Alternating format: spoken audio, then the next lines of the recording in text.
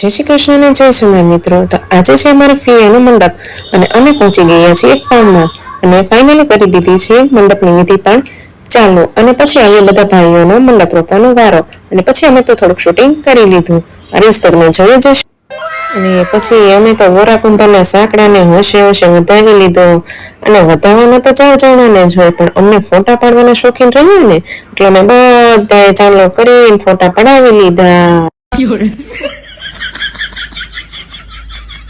અને પછી અમારા પરિવારને લઈ લીધો કેમેરામાં અને અમારા નણંદા થોડા કઈ પાછા રહી જાય અને પછી આવી ગયો આપણો વારો એટલે કે ભાભીના હાથે પાહો ભરવાનો હોય એવો રિવાજ છે। તમારે આવું છે કે નહીં કોમેન્ટ કરીને જરૂર જણાવજો। અમારે તો આવું છે।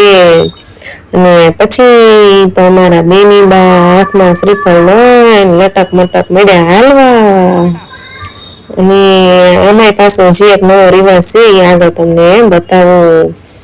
અને પછી તો અમારા બેન કેવા હરફદુડા થઈને ફરે છે અને એના મમ્મી એને હોશે હોશે નજરે ઉતારે છે।